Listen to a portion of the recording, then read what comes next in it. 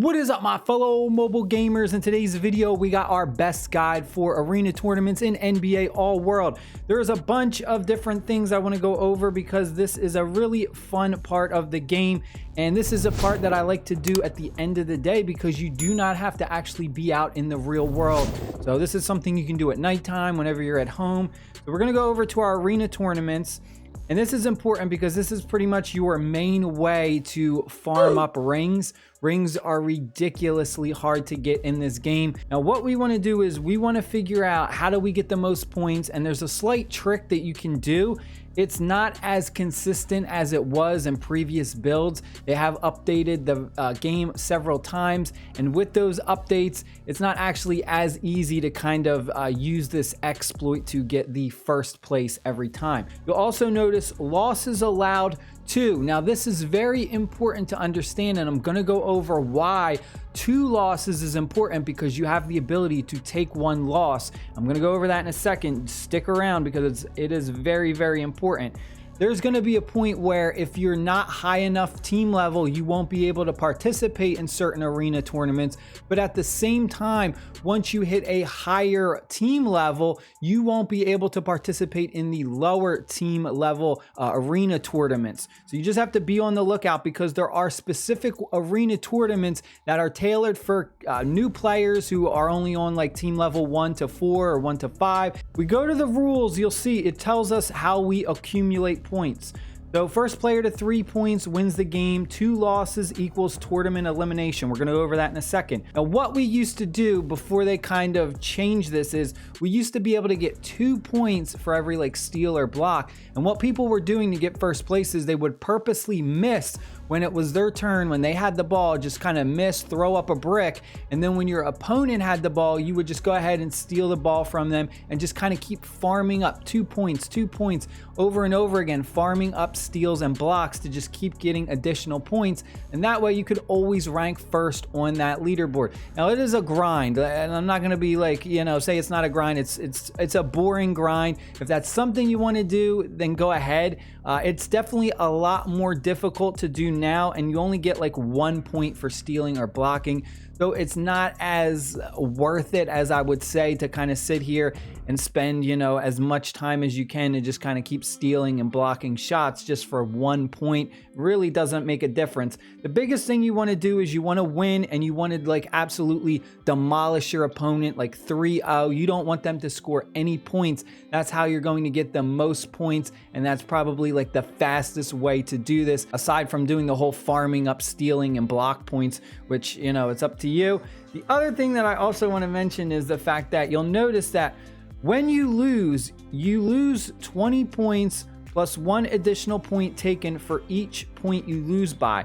Now, this is important because there's a way that you can actually manipulate this so that you can actually lose 1 game, but you'll actually get more points in the long run. So what I mean by that is, let's go over to the leaderboard real quick, and I want to show you a really great example, right? So you're going to notice right here that 4th place and 5th place. I am in 5th place right now. You'll notice that I won 3 and I didn't lose any, and I only got 221 points. Now, if we take a look at the 4th place guy, you'll see that he is 3-1. So he won 3, but he also lost 1. Yet, look, he has 13 points more than me. So you can tell that he didn't sit there and farm up steals and blocks for 13 points. It's pretty obvious. It's kind of like an odd number. Probably had 3 more steals or blocks than me. That's where he got that extra 3 points. But you'll notice he has an extra 10 ahead of me. So that where did he get those extra 10 points? Well, I can tell you this. Probably won by 1 more point than his opponent. But even though he lost, you'll notice that when you lose 20 points and then 1 extra additional point for everything you lose by. So what he did was, let's go back to the rules so you can kind of see this, right?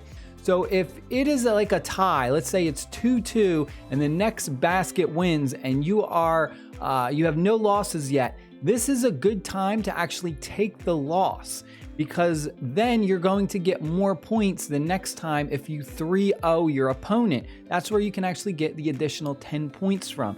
So we lose, all right, we lose 3-2, so we lose 21 points. But then the next game, we 3-0 our opponent, so we're getting 30 points. and then maybe we get a block or a steal in there as well. So you can get an additional 10 points just for that. But you have to 3-0 your opponent. 3-1 and you let them score once, then it's a 20-point difference and it really doesn't matter. But that is a way that you can kind of manipulate this to have losing on your advantage. So you can lose one game, but then you got to make sure you 3-0 them the next, so that way it's worth it and you get more points out of it. Another thing that you're also going to need is the arena passes. For some of these, the arena passes are pretty crazy. I mean, they're another thing that's very, very hard to come by.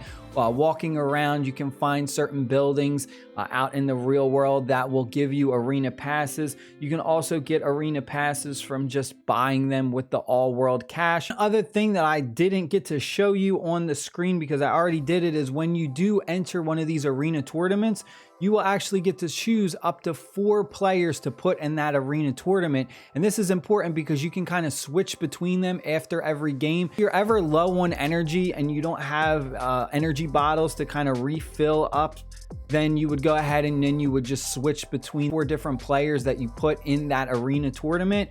And once you put them in there and start it, the roster is locked, so you can't kind of switch them out. So whether you're going to use 1 player or you're going to use all 4, it's good to just kind of go in there and always put 4 because you never know. And that's one of the other things is when you are doing the method of farming up blocks and steals, it eats away a lot of your players' energy level. Having multiple players in your roster for arena tournaments can also help with the grind as well. But that is it. I hope you guys and girls enjoyed the video. Stay happy, stay safe. I'll see y'all later. Peace.